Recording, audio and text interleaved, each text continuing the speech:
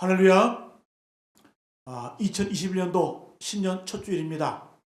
하나님의 위로와 평강과 능력이 우리 보람의 여러분께 모든 성도들 위해 넘쳐나시기를 간절히 축복하며 기원합니다. 오늘 말씀 제목 한번 따라합니다. 믿음의 사람 호세아. 믿음의 사람 호세아라는 제목으로 함께 말씀을 나누겠습니다. 말씀을 통한 깨달음이 또 삶의 변화가 우리 가운데 넘쳐나기를 간절히 기원합니다. 오늘 말씀 호세아서의 말씀은 우리가 잘 알다시피 이 호세아 선지자는 여로보암 2세 때 북왕국 이스라엘에서 활동했던 그러한 선지자입니다. 호세아서의 전체 내용을 보게 되면 하나님의 명령에 의해서 호세아가 고멜이라고 하는 그 여인과 결혼을 합니다. 근데 이 고멜이라고 하는 이 여인은 음탕한 여인입니다. 이제 호세아와 고멜이 결혼을 해서 자녀 셋을 낳았는데 이 고멜이라고 하는 이 여인은 그 죄로 인해서 또 음란함 때문에 방황하며 도망가는 그러한 사건이 기록되어 있습니다. 남편 되는 호세아는 끊임없이 이 고멜을 찾아다니면서 끊임없는 용서와 또 변함없는 사랑을 표현을 합니다. 바로 이 호세아와 고멜은 이스라엘과 하나님의 관계를 상징하고 있습니다. 이스라엘 백성을 향한 하나님의 변함없는 사랑과 또 절대적인 또 끊임없는 용서를 보여주고 있습니다. 오늘 말씀 호세아 6장의 말씀은 하나님의 초청, 간절한 부르심의 말씀입니다. 오늘 1절 한번 보세요. 오라 우리가 여호와께로 돌아가자. 오라 우리가 여호와께로 돌아가자. 3절에도 보게 되면 우리가 여호와를 알자, 힘써 여호와를 알자. 1절에는 오라 우리가 여호와께로 돌아가자. 그리고 3절에는 우리가 여호와를 알자. 어느 정도로 힘써 여호와를 알자. 이 호세아의 절박하고 간절한 그 심정, 부르심을 우리는 볼 수가 있습니다. 이 첫 번째 외침이 여호와께로 돌아가자, 돌아가자라고 표현하고 있죠. 쉽게 말하면 번지수를 제대로 찾으라는 거예요. 여러분, 저와 여러분들은 삶이 힘들고 고달플 때 누구에게로 갑니까? 누구를 찾습니까? 아버지가 뻔히 있는데 옆집 아저씨한테 찾아간다고 한다면 얼마나 아버지의 마음이 찢어지겠습니까? 호세아의 마음이 그랬다는 거예요. 음탕한 여인 고멜이 자녀를 셋이나 낳고 그 남편에게로 가지 않고 끊없이 방황하고 음란한 그 여인의 그 모습. 그런데 여러분, 이 호세아는 끊임없이 돌아가라고 외칩니다. 용서합니다. 바로 하나님의 마음과 하나님의 심정을 우리에게 보여주고 있습니다. 자, 하나님 아버지께서는 우리에게 돌아오라고 말씀하시는데 그러면 왜 아버지께 돌아가지 못할까? 그것은 아버지를 제대로 모르기 때문에 그래요. 그 사랑을 모르기 때문에 돌아갈 수가 없는 겁니다. 그래서 두 번째 외침이 3절이죠. 그죠? 우리가 여호와를 알자, 힘써 여호와를 알자. 우리가 하나님이 누구신지 알게 되면 돌아갈 수 있다는 거예요. 돌아가게 된다는 거예요. 여러분, 탕자가 아버지 집으로 돌아가게 됩니다. 그 방황하다가 허랑방탕하다가 결국 그는 아버지 집을 향해서 발걸음을 옮기게 되는데 언제 그가 아버지 집으로 향하게 되었습니까? 아버지가 누군지 분명히 알게 되었을 때. 내 아버지는 어떤 분이시다? 내 아버지는 모든 것을 용서해 주신 분이시다. 내 아버지는 나를 받아주는 분이시다. 이걸 알았을 때에 하나님 아버지께로 돌아가게 되었다는 거예요. 여러분, 다시 말씀드리면 우리가 하나님을 알게 되면 돌아갈 수가 있습니다. 또 반대로 우리가 하나님 앞에 돌아가면 하나님을 알게 될 수 있다는 거예요. 여러분, 오늘 호세아 선지자는 이스라엘 백성을 향해서 너희가 여호와 하나님께 돌아가지 않고 여호와 하나님을 알지 못하면 망한다라고 경고하고 있습니다. 자, 그런데 이 호세아가 활동하던 그 북이스라엘의 그 배경을 보게 되면 외적으로 볼 때 망할 정도의 그런 위태함이 없었어요. 그럴 때가 아니에요. 여러분, 이 호세 선지자가 활동하던 시기 북이스라엘 왕국은 국제무역이 활성화되어서 경제적으로 부유했습니다. 또 국력이 크게 신장되어서 옆에 있는 수리아를 공격을 해서 영토를 확장했던 그런 시대예요. 여러분, 경제적으로 또 정치적으로 바로 그 지금이 북왕국 창건 이래로 가장 놀라운 번영을 이루었던, 부흥을 이뤘던 시기가 바로 지금 시대예요. 근데 호세아는 그때 뭐라고 외치는 거예요? 여호와께로 돌아가자. 여호와를 알자. 그렇게 하지 않으면 우리는 망한다. 이렇게 경각심을 가지고 외치고 있다는 거예요. 여러분, 겉으로 볼 때 북이스라엘 왕국 경제적으로 정치적으로 떨어진 면에서 문제가 없어 보여요. 다 잘 되는 것 같아요. 그것은 겉으로 보여지는 것일 뿐 실상은 망하기 일보 직전의 상태였다는 거예요. 북이스라엘 왕국 전체가 도덕적으로 타락했습니다. 부패한 관료들은 뇌물을 받고 부정한 재판을 합니다. 속임수가 난무합니다. 또 부유한 사람들은 높은 임대료, 또 거짓 장사로 가난한 사람들을 수없이 착취를 했습니다. 또 백성들은 백성들 나름대로 도덕적으로 해해져서 영적으로도 여러 강대국부터 들여온 우상들을 섬기며 바알신, 아세라신, 또 만몬신을 섬기는 우상에 쩌들었던 그러한 시대였다는 거예요. 겉으로 볼 때는 잘 사는 것 같고 모든 것이 완벽해 보였지만은 실상은 망하기 일보 직전이었다는 겁니다. 여러분, 우리의 모습은 어떨까요? 모든 것들이 괜찮은 것 같아요. 잘 되는 것 같아요. 아무런 문제가 없는 것 같아요. 경제도 잘 버티고 있고 또 우리의 가정, 우리의 직장, 우리의 사업도 무난한 것 같아요. 여러분, 그럴 때가 영적인 적신호의 시기라는 겁니다. 여러분, 결국 어떻게 됩니까? 북이스라엘은 아수르 제국에 의해서 멸망을 해버리고 맙니다. 자, 그러면 이 북왕국 이스라엘이 망했던 가장 큰 원인이 뭐였을까요? 호세아 4장 6절을 보게 되면 이렇게 말씀합니다. 내 백성이 지식이 없으므로 망하는도다. 왜 망했다고요? 내 백성이 지식이 없으므로 망했다. 여기서 말하는 지식은 뭐예요? 하나님을 아는 지식이라는 거예요. 하나님을 모르기 때문에, 하나님 아는 지식이 없기 때문에 망하게 되었다는 겁니다. 여러분, 그래서 그 아는 그 대안으로 오늘 6장 3절에 보게 되면 이렇게 선포하는 거죠. 그러므로 우리가 여호와를 알자. 힘써 여호와를 알자. 이것이 바로 이스라엘들과 하나님의 해법이라는 겁니다. 그래서 하나님을 아는 것이 참으로 중요합니다. 여러분, 6절에도 보세요. 6절에도 나는 인애를 원하고 제사를 원하지 아니하며 번제보다 하나님을 아는 것을 원하노라. 하나님이 원하는 게 두 가지가 있어요. 뭡니까? 첫 번째는 나는 인애를 원한다. 나는 사랑을 원한다. 두 번째는 하나님께서 나를 알기를 원한다. 저는 그래서 오늘 2021년도 새로운 한 해 우리 인생의 목적이, 우리 신앙의 목표가 이 두 가지가 되기를 간절히 축복합니다. 첫 번째는 뭘까요? 하나님을 사랑하시길 바랍니다. 두 번째는 하나님을 알아가는 복된 하나 되시기를 간절히 축복합니다. 자, 그러면 어떻게 하나님을 알아갈 수 있을까? 첫 번째는 말씀을 통하여 하나님을 알아갈 수가 있습니다. 한번 따라합니다. 말씀을 통하여 하나님을 알아갈 수 있다. 말씀을 통해서 하나님을 알아갈 수 있습니다. 우리가 하나님을 알아가야 망하지 않아요. 호세아 4장 6절에 아까 말씀했잖아요. 내 백성이 지식이 없어서 망한다. 하나님을 몰라서 망한다. 좀 더 구체적으로 호세아 4장 6절을 보게 되면 내 백성이 지식이 없으므로 망하는도다. 내가 지식을 버렸으니 나도 너를 버려 내 제사장이 되지 못하게 할 것이요. 내가 내 하나님의 율법을 잊었으니 나도 내 자녀들을 잊어버리리라.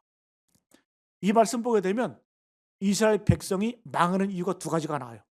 첫 번째, 하나님이 이스라엘을 버리신 것이 아니라 이스라엘이 먼저 하나님을 버렸다라는 거죠. 내가 지식을 버렸으니, 내가 하나님을 먼저 버렸으니 하나님께서도 나도 너를 버려 제사장이 되지 못하게 할 것이다. 내가 내 하나님의 율법을 잊었으니 내가 너희들 잊은 게 아니다. 너희들이 먼저 나를 잊었다. 그래서 나도 너희를 잊어버리겠다. 여러분, 이어지는 말씀 가운데 더 중요한 이유가 있어요. 4장 7절을 보게 되면 그들이 번성할수록 내게 범죄하니. 번성할수록 내게 범죄하니. 망한 이유 첫 번째는 이스라엘이 먼저 하나님을 버린 거예요. 두 번째 이유는 번성할수록 잘 될수록 범죄에서 망했다라는 거예요. 여러분, 우리도 마찬가지입니다. 우리도 망할 때 어떻게 망하는 줄 아세요? 첫 번째는 하나님이 나를 버린 것 같지만 절대 그렇지가 않습니다. 우리가 먼저 하나님의 손을 놓은 거예요. 하나님을 먼저 버리고 떠난 거예요. 두 번째는 우리의 범죄 때문에, 우리의 죄악 때문에 우리가 망할 수 있다는 겁니다. 여러분, 우리가 범하기 쉬운 착각이 있어요. 일이 잘 풀리면 하나님의 축복이라고 생각을 하고 모든 것이 잘 되면 하나님의 뜻이라고 착각을 합니다. 아니에요. 영적으로 병들어도 여러분들 사업 잘 될 수 있어요. 하나님을 떠나 있어도 내 아들, 딸들이 잘 될 수가 있어요. 여러분, 영적으로 문제가 있어도 주변 사람들이 부러워하는 그런 삶 살 수가 있어요. 그러나 여러분, 착각하지 마세요. 내가 자꾸 잘 되고 칭찬 듣고 일이 잘 풀리면 그것이 뭐다? 영적인 적신호가 울리는 때라는 거예요. 여러분, 명심하십시오. 경각심 가져야 돼요. 우리가 하나님을 떠나 살아도 번성할 수 있다는 거예요. 그때는 어떻게 해요? 그러면 그럴수록 오늘 호세아 외침처럼 우리가 여호와께로 돌아가자. 우리가 여호와를 알자. 힘써 여호와를 알자. 여러분, 여로보암 2세 때 북왕국 이스라엘이 가장 번성했어요. 경제적으로, 정치적으로, 또 국력도 완성해서 영토를 확장하는 그런 시기에 느닷없이 호세아는 어떻게 했어요? 우리가 여호와께로 돌아가자. 우리가 힘써 여호와를 알자. 여러분, 우리가 잘되고 부유하고 건강할 때 하나님께 방향을 돌리고 또 하나님을 알아갈 수 있는 지혜로운 인생 되시기를 간절히 기원합니다. 이것이 진정한 부흥이고 진정한 축복이라는 거예요. 여러분, 성경을 보게 되면 곳곳에 하나님의 부흥 이야기를 소개해주고 있습니다. 여러분, 진정한 부흥은 말씀의 부흥이에요. 느헤미야 시대에 큰 부흥이 있었습니다. 여러분, 느헤미야 그 선지자가 활동했던 그때 배경이 어떤 시대입니까? 이스라엘 백성들이 망했어요. 바벨론에 포로로 끌려갑니다. 나라가 망해서 바벨론에 포로로 끌려서 70년 동안 나라 없는 백성으로 살아갑니다. 하나님의 약속에 의해서 70년 만에 이스라엘 민족이 기환을 합니다. 그리고 이제 다시 한번 나라의 기틀을 세우고 나라를 재건하는데 제일 먼저 한 일이 뭡니까? 제일 먼저 성전을 다시 세우죠.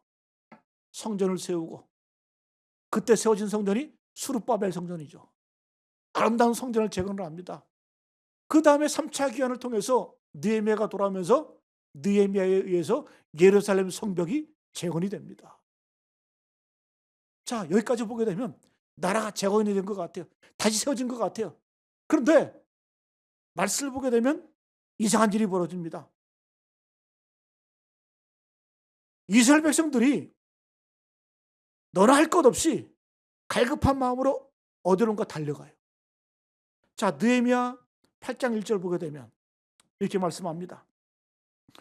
이스라엘 자손이 자기들의 성읍에 거주하였더니 7째 달에 이르러 모든 백성이 일제히 수문학 광장에 모여 학사 에스라에게 여호와께서 이스라엘에게 명령하신 모세 율법책을 가져오기를 청하매.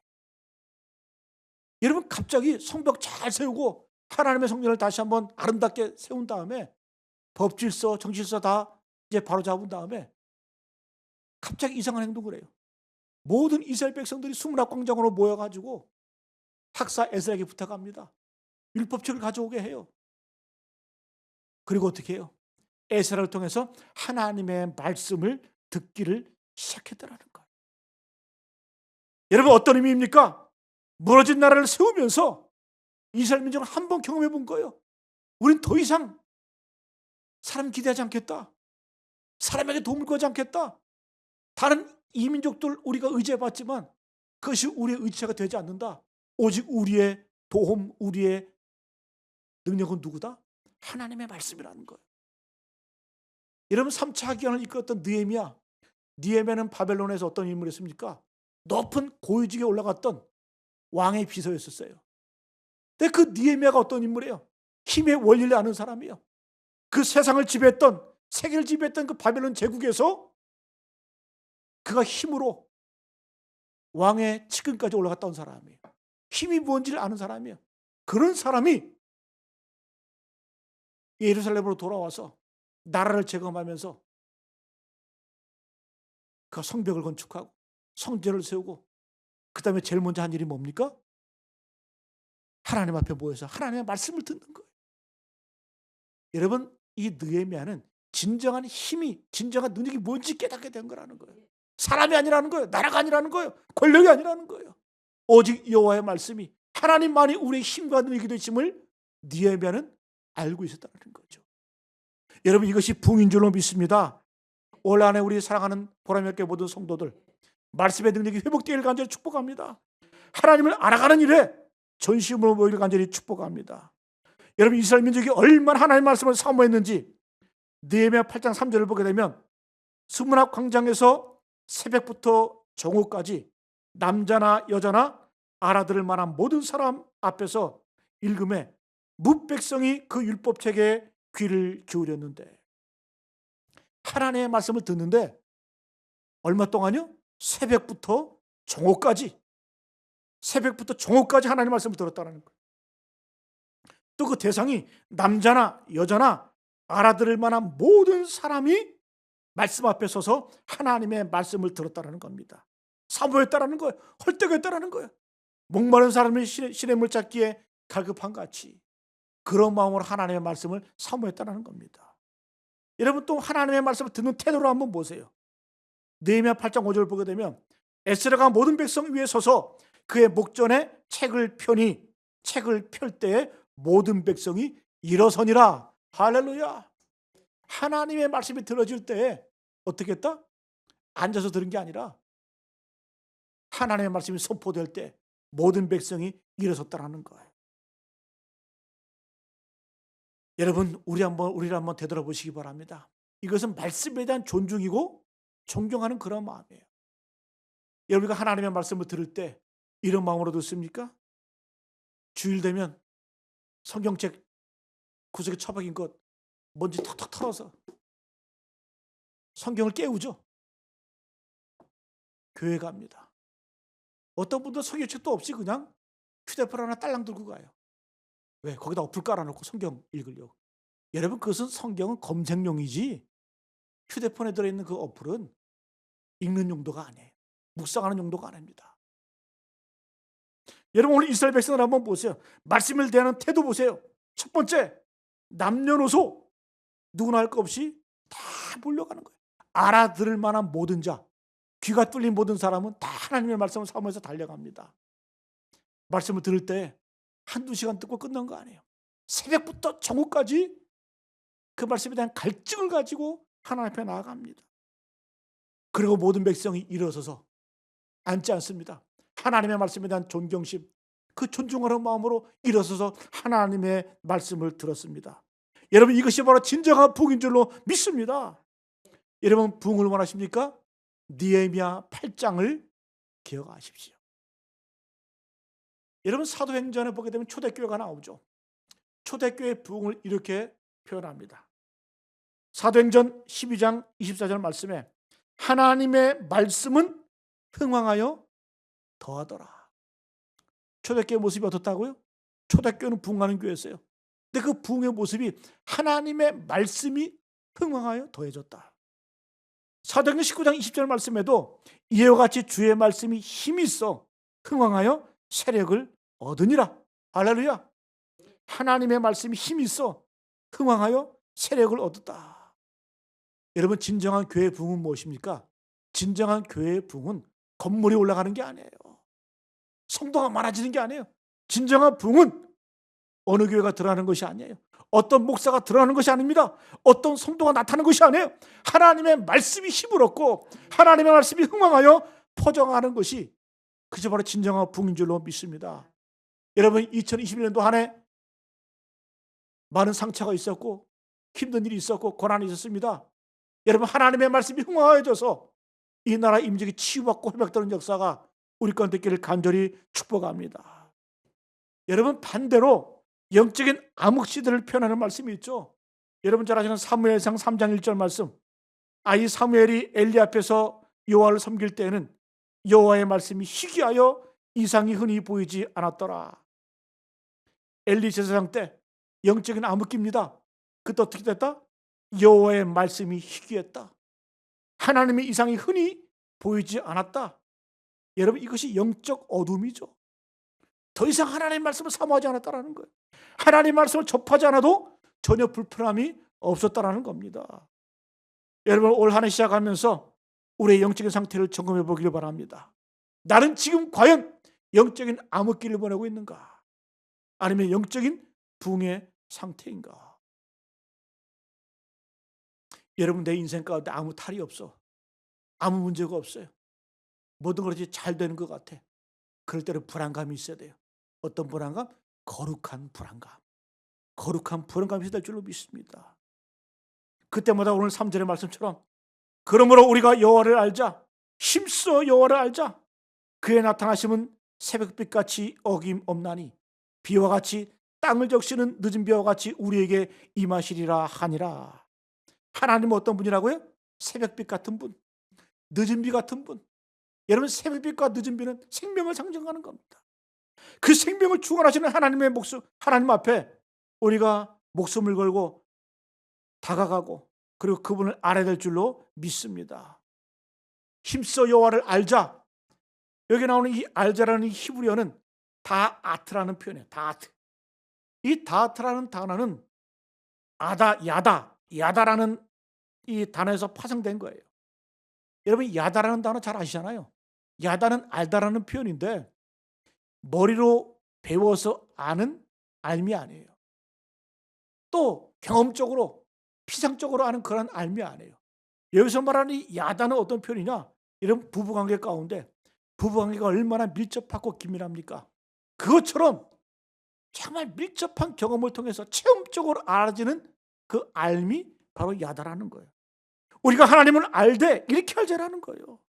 하나님은 그냥 머리로 지식적으로 아는 것이 아니라 내 삶 속에서 알아가는 그 열망, 갈망이 있을 때에 그때 진정한 하나님을 알아가는 체험이 있게 될 줄로 믿습니다. 이것이 부흥인 줄로 믿습니다. 우리는 끊임없이 영적인 면에서 생각하고 이해하고 깨달아야 돼요. 그걸 붙잡아야 돼요. 여러분, 마틴 로이드 존스 목사님이 이런 얘기를 합니다. 중요한 말씀을 했어요. 참된 신앙은 문제가 생기면 단순히 기도하자로 되는 것이 아니다. 우리의 신앙이 예수 그리스도와의 사귐이 깊어지기 위해서는 생각하고 이해하고 깨달은 것을 붙잡아야 한다. 여러분, 신앙은 뭐다? 그냥 미신처럼 잘 될 거야. 그냥 믿어. 맹목적으로. 그런 게 믿음이 아니라, 믿음은 끊임없이 생각하고 끊임없이 이해하고 끊임없이 깨달은 말씀을 붙잡는 것이 그게 믿음이라는 거예요. 이것이 뭐다? 구도자의 자세라는 거예요. 여러분, 한마디로 신앙이란 뭐냐? 하나님을 알아가는 것이 신앙인 줄로 믿습니다. 그래서 여러분, 인간관계 가운데 욕 중에 큰 욕이 뭔 줄 아세요? 야, 저 사람은 몇 년을 사귀어도 10년을 사귀어도 알다가도 모를 사람이야. 여러분, 이거 큰 욕이에요. 그 사람은 10년 동안 만나고 사귀었는데 알다가는 모르겠다는 거죠. 그만큼 친밀감이 없다는 겁니다. 하나님과 우리의 관계도 마찬가지입니다. 신앙생활을 아무리 오래 해도 하나님을 알지 못하면, 하나님을 알아가지 못하면 그 믿음은 모래 위에 지은 집이라는 겁니다. 그래서 여러분, 올 한 해 우리의 믿음이 반석 위에 세운 믿음이 되기 위해서는 끊임없이 하나님을 알아가고 끊임없이 하나님을 열망하고 하나님께 돌아가고 그리고 하나님의 기도 섬을 가지고 나가야 될 줄로 믿습니다. 두 번째, 하나님을 알기 위해서는 사랑을 통하여 하나님을 알아갈 수 있다는 거예요. 뭘 통해서요? 사랑을 통하여 하나님을 알아갈 수 있다. 첫 번째는 우리가 하나님의 말씀을 알아감을 통해서 하나님을 알게 되는 거예요. 두 번째는 사랑을 통하여 하나님을 알아갈 수가 있습니다. 왜? 하나님은 사랑이시기 때문에. 여러분, 호세아서가 주제가 뭡니까? 사랑이에요, 사랑. 그 호세아가 방탕한 그 아내를 향한 끊임없는 용서, 변하지 않는 그 사랑, 그 사랑이 무엇이라고요? 우리를 향한 하나님의 사랑을 그렇게 묘사하고 있는 거예요. 왜? 하나님은 사랑이시기 때문에. 하나님께서는 변함없이 끊임없이 우리를 사랑하십니다. 짝사랑하신 거죠. 한 마음으로. 그런데 반대로 하나님을 향한 이스라엘 백성들의 사랑은 어때요? 이스라엘 민족은 끊임없이 세상을 사랑했고 하나님을 사랑한다고 하면서 끊임없이 하나님도 바라볼 뿐만 아니라 세상도 바라봤다는 거예요. 그런 온전한 사랑, 두 마음이에요, 두 마음. 호세아 10장 2절 말씀에 이렇게 말씀합니다. 그들이 두 마음을 품었으니 이제 벌을 받을 것이라. 여러분, 사랑은 한 마음이어야 돼요. 두 마음은 진짜 사랑이 아니라 이거예요. 저 호세아가 선지자가 뭐라고 말씀해요? 그들이 두 마음을 품었으니 이제 벌을 받을 것이라. 여러분, 오늘 본문 4절로 한번 보세요. 하나님 이렇게 책망하시는 거예요. 4절 말씀에 에브라임아 내가 내게 어떻게 하랴? 유다야 내가 내게 어떻게 하랴? 여기 말하는 에브라임은 북이스라엘을 상징하는 거예요. 여기서 말하는 유다는 남유다 왕국을 말하는 겁니다. 내가 니들에게 어떻게 하랴? 그래서 하시는 하나님의 말씀이 너희의 인애는 사랑 아니에요? 나를 향한 너희의 사랑이 뭐 같다? 아침 구름이나 쉬 없어지는 이슬 같도다. 여러분, 아침 구름은 뭐야? 안개 아닙니까? 안개. 아침 안개는 해가 뜨면 즉시 사라집니다. 흔적도 없이 사라져요. 아침 이슬, 해가 뜨면 아침 이슬도 흔적도 없이 사라지게 됩니다. 나를 향한 너의 사랑이, 너희가 나를 사랑한다고 말하지만 그러나 너의 사랑은 이런 사랑이었다는 거예요. 아침 구름처럼 쉬 없어지는 이슬 같은 그러한 사랑, 늘 변하는 사랑, 변질되는 사랑이었다는 거죠. 여러분, 나물 가운데 숙주나물, 콩나물 비슷한 것. 숙주나물은 쉽게 썩어요. 쉽게 변해요. 그래서 쉽게 변질되는 사람을 숙주나물 같다 그래요. 여러분, 숙주나물의 유래가 어디서 나온 줄 아세요? 조선시대 때 보면 신숙주가 나와요. 신숙주. 그 수양대군 밑에서 4번씩이나 공신에 그 칭호를 받고 영의정까지 올랐던 인물이 바로 신숙주예요. 변절자의 변절자. 여러분, 단종, 그 단종의 아버지 문종 왕이 죽기 직전에 신숙주에게 부탁을 하죠. 내 아들이 어리니까 그까지 내 아들을 잘 보호하고 보필해달라. 그런데 여러분, 수양대군이 그 조카 단종을 폐위시켜버리고 그 영월로 귀양시켜서 결국 죽게 만들잖아요. 그때 동조했던 인물이 누굽니까? 신숙주. 성산문 외 사육신들은 죽기까지 충성하면서 죽음으로써 충성을 다하잖아요. 그때는 신숙주는 어떻게 해요? 마음을 바꾸어서 수양대군에게 편이 되어서 단종 임금을 죽이고 그리고 영의정까지 오르는. 그게 조선시대 사람들이 그걸 빗대서 야, 신숙주는 변질되는 인간이야. 자꾸 가벼운 사람이야. 신의가 없는 사람이야. 그래서 우리가 만두에 그 숙주나물 넣을 때 어떻게 넣어요? 만두 속 할 때 숙주나물로 비벼서 짓이겨서 그렇게 집어넣잖아요. 그걸 생각한 거예요. 신숙주를 생각하면서 만두에다 집어넣을 때 그 비벼서 이렇게 신이 없고 가벼운 인간은 이렇게 돼야 된다. 빗대서 말하는. 그래서 숙주나물 같은 인생을 변질되는 그런 인생이라고 표현합니다. 여러분, 하나님이 원하시는 사랑은 어떤 사랑이에요? 숙주나물처럼 아침 구름처럼 쉬 없어지는 이슬 같은 사랑이 아니라 하나님께서 우리에게 원하시는 사랑은 바로 변함없는 사랑인 줄로 믿습니다. 하나님은 그 사랑을 우리에게 보여주셨잖아요. 이제 우리가 그 사랑을 하나님께 보여드려야 돼요. 그 변함없는 사랑을. 여러분, 그래서 6절에 이렇게 말씀하시는 거예요. 나는 인애를 원하고 나는 사랑을 원한다. 나는 인애를 원하고 제사를 원하지 아니하며 번제보다 하나님을 아는 것을 원하노라. 여러분 그래서 오늘 한 해 예배 드릴 때에도 이 사랑의 마음을 가지고 예배하시기 바랍니다. 사랑이 없는 제사, 마음이 없는 제사, 기대감이 없는 제사는 하나님이 받지 않으신다라는 거예요. 올 한 해 여러분 예배할 때 온전한 예배 드시라 받으려 축복합니다. 예배는 정성이 있어야 돼요. 정성이 있으면 지각하지 않아요. 뭐 간혹 지각할 수 있어도 여러분 지각해도 미안한 기색이 없어요. 그 정성이 없는 거죠. 정성이 없는 거죠. 여러분 헌금을 하더라도 어떤 분들은 여러분 하나님께서 많고 적음을 따지시는 거 아니에요. 어떤 분들은 헌금을 해도 일주일 동안 새 돈 있으면 그거 쓰지 않고 10,000원짜리가 됐든 50,000원짜리가 됐든 잘 펴서 지갑에다 넣었다가 그거 하나님께 드려요. 정성이죠, 정성. 어떤 분들은 주일 되면 까먹었네? 지갑에서 대충 꺼내가지고 그냥 적절하듯이 그냥 집어던지고. 여러분 그런 예배 하나님께서 받으시겠습니까? 그런 제사 하나님께서 받지 않으신다는 거예요. 또한 여러분 예배에는 기대감이 있어야 돼요. 기대감이 있어야 돼요. 기대감. 여러분 수문학 광장에 모인 이스라엘 백성들처럼 새벽부터 정오까지 남자나 여자나 알아들 만한 모든 사람이 기대감과 소망을 가지고 일어서서 하나님의 말씀을 듣는 그 모습. 여러분 요한복음 5장에 보게 되면 예수님께서 38년 된 병자를 고쳐주실 때 이렇게 말씀하시죠. 예수께서 그 누운 것을 보시고 병이 벌써 오래된 줄을 아시고 이르시되 내가 낫고자 하느냐? 그냥 고쳐주시면 되지. 예수께서 물으시는 거예요. 내가 낫고자 하느냐? 내가 만약에 낫고자 한다면 기대감이 있어야하는 거예요. 열병이 있어야 된다는 거죠. 열정이 있어야 된다는 겁니다. 이런 사랑의 마음이 있어야 기적이 나타나고 능력이 나타나게 된다는 거예요. 사랑하는 교회 여러분, 원래 하나님을 뜨겁게 사랑하시길 간절히 축복합니다.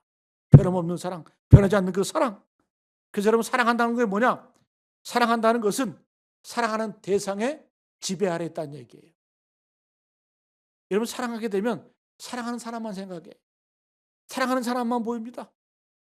노래 가사처럼 안전하서나 당신 생각, 안전하서나 당신 생각, 떠오르는 당신 모습, 피할 길이 없어라.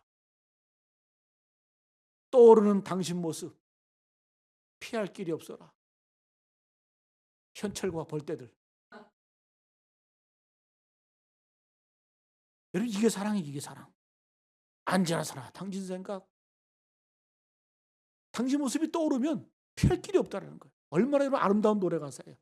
우리의 신앙이 바로 이될 줄로 믿습니다. 하나님을 향한 마음이 하나님 우리 가운데 마음 가운데 떠오르면 피할 길 없어요. 그래서 안전하서나 주님 생각, 안전하서나 주님 생각. 복음성가 같아, 그죠? 안전하서나 주님 생각, 안전하서나 주님 생각. 유치하다고요? 사랑은 유치한 거예요. 제발 좀 하나님 앞에 유치한 사랑 한번 해보시기 바랍니다. 올 한해 우리의 구호가 여호와께로 돌아가자, 여호와를 알자. 이 두 가지가 올 한해의 구호가 되길 간절히 축복합니다. 여러분 송구영 씨 때도 말씀드렸잖아요. 다윗 왕은 변함없이 하나님을 사랑했어요. 변질되지 않았어요. 그게 진짜 사랑인 거예요. 우리가 사울 왕과 다윗 왕을 비교했잖아요. 그죠? 사울 왕은 주면 줄수록 망가져요. 왕권을 주니까 자기의 자랑, 자기 이름에서 기념비를 세우고 또 힘을 주니까 다른 사람을 해치는 데 사용을 하고. 그러니까 다윗 왕은 그러지 않았어요. 다윗 왕은 어떻게 했습니까? 주면 줄수록 안심이 돼. 주면 줄수록 더 주고 싶어. 더 안겨주고 싶어. 하나님께 받으면 그것을 하나님 위해서 성전을 세우고 사람을 살리고 생명을 구원하는 쓰임받은 인물이 바로 다윗이라는 거죠. 그 변함없는 그 사랑, 그 변함없는 능력, 그 변함없는 그 은총이 우리 가운데서 되기를 간절히 축복합니다. 말씀을 정리하겠습니다. 호세아 선지자는 오늘 우리에게 외치고 있습니다. 오라. 우리가 여호와께로 돌아가자. 우리가 여호와를 알자. 힘써 여호와를 알자. 우리의 방향이 온전히 주님께 향하기를 간절히 축복합니다. 또 하나님을 알아가기를 간절히 축복합니다. 어떤 마음으로요? 열망을 가지고 간절함을 가지고 사랑의 마음을 가지고 하나님을 알아갈 때 그 사랑이 우리 안에 거하시고 우리가 그 사랑 안에 거해서 한데 놀라운 기적과 은혜를 베푸게 될 줄로 믿습니다. 하나님 어떻게 알아갈 수 있을까요?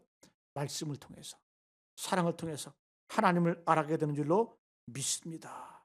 이 사랑, 이 능력 변치 않고 또 이 사랑을 통해서 놀라운 기적과 은혜를 체험하는 복된 하나 되시기를 간절히 축복합니다.